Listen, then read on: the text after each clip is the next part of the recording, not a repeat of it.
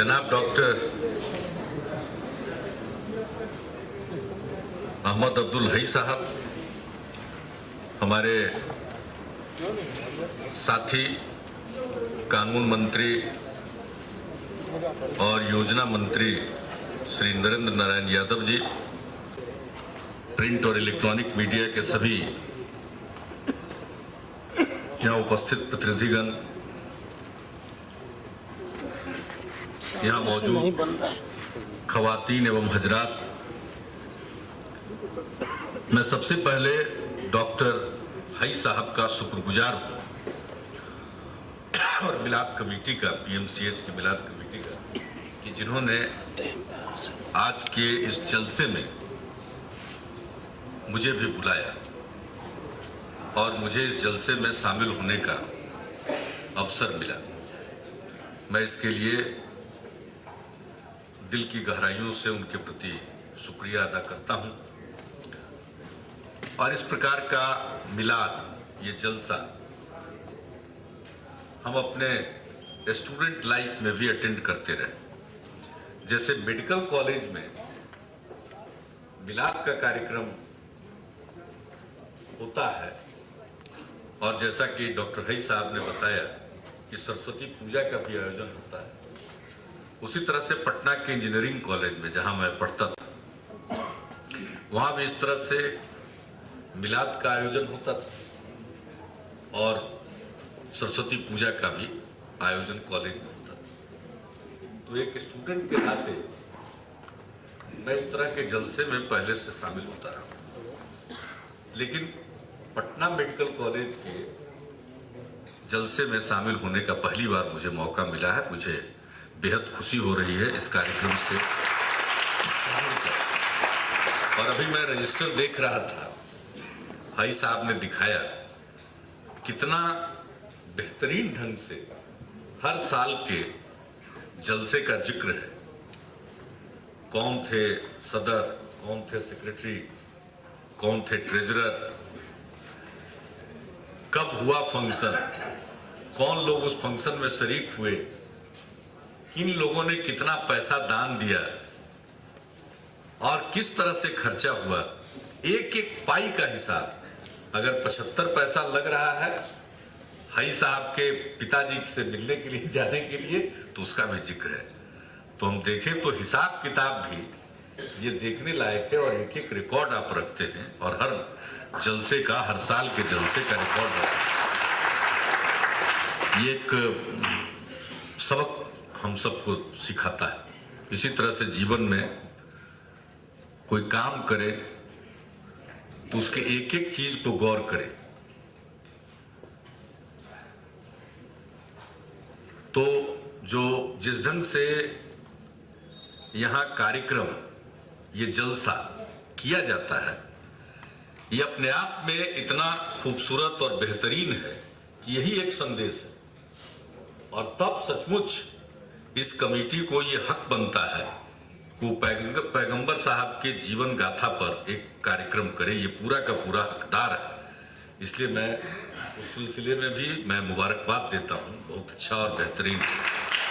ये अब पैगंबर साहब का जो जीवन, जिसकी चर्चा करने के लिए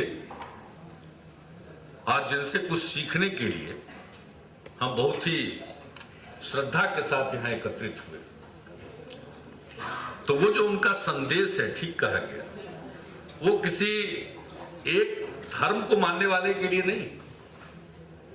जो जिन्होंने इस्लाम धर्म कबूल किया है, उनके जो जीवन का जो संदेश है, उनका जो काम है, जो मैसेज है, उनके जो उपदेश है, वो कोई एक धर्म को मानने वाले के लिए नहीं है। ये पूरी दुनिया के लिए, हर इंसान के लिए और सबको उस बात पर गौर करना चाहिए। और मुझे जब इनको तो हम लोग और सुनना चाहते थे, फारूकी साहब को, मौलाना फारूकी साहब को इतना सहज और सरल ढंग से आप बता रहे थे। और पहले तो हई साहब को तो बराबर हम सुनते हैं, वो तो अपनी बात कम समय में इतना बेहतरीन ढंग से रखते हैं। और टैगोर साहब के मुंह से उन्होंने जो बात कही कि उन्होंने क्या कहा, रविन्द्रनाथ टैगोर जी ने, पैगंबर साहब के बारे में और इस्लाम के बारे में, तो अपने आप में एक ही वाकया से बहुत कुछ जानने और समझने का मौका मिलता है।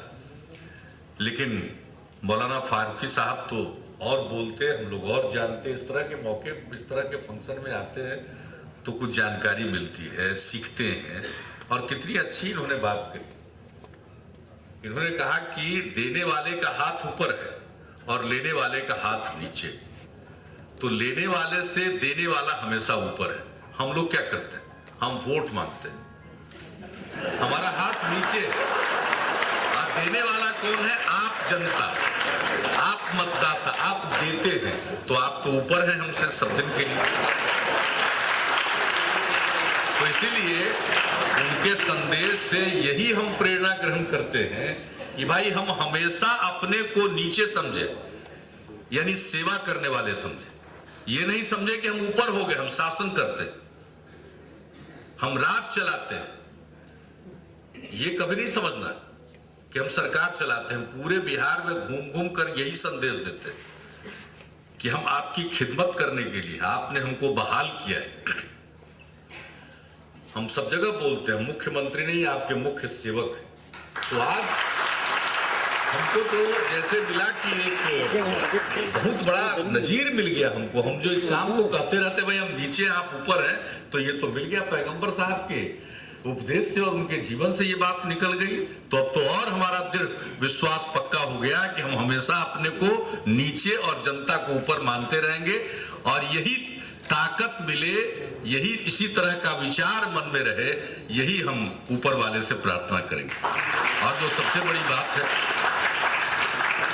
हम अपने महान लोगों से, सूफी संतों से, बड़े लोगों से सीखते हैं कुछ, तो उनके जीवन से हम लोगों को सीख लेनी चाहिए। और एक बात हमेशा ध्यान रखना चाहिए, हम तो पूरी कोशिश करते हैं, इसी बात का ध्यान रखें कि भाई आज जो कुछ भी कर रहे हो, ये जो जीवन मिला कुछ दिनों का, जाना है। कोई ऐसा नहीं है जो नहीं गया, सब लोगों को जाना पड़ता है। जिनका जन्म होता है उनको जाना है, तो जाना तो है ही, लेकिन एक दिन हिसाब होगा। तो जो जीवन मिला है, तो ऐसा काम करो कि हिसाब के दिन, यानी जिस दिन अंतिम परीक्षा होगी उस दिन पास कर सको, उसी का ध्यान रखो अपने जीवन में। अगर इतना ही ध्यान लोगों के मन में हो जाए तो फिर बहुत सारी बात करने की जरूरत नहीं है। और मुझे बेहद खुशी हुई इस तरह के कार्यक्रम को, और जितने यहाँ मेडिकल प्रोफेशन से जुड़े हुए सब लोग इकट्ठा होते हैं, तो ये मामूली बात थोड़ी है। डॉक्टर है, हम कल भी आए थे। आज ये महज संयोग है कि कल भी एक प्रोग्राम में इस कॉलेज का एल्यूमिनाई मीट था, पुराने छात्रों का समागम था, उसमें आए। और आज इस मिलाद के कार्यक्रम में आने का मौका मिला। तो जो मेडिकल प्रोफेशन से जुड़े हुए डॉक्टर हैं, चिकित्सा करते हैं, तो वो तो जब कोई बीमार पड़ता है उसकी खिदमत करते हैं। आप समझ लीजिए कि कितनी बड़ी बात। आप जितने बीमार लोगों का इलाज करते हैं, इसका पूरा लाभ बाद में मिलेगा आपको। इसलिए इलाज ठीक ढंग से कीजिए, इंसानियत की सेवा करिए।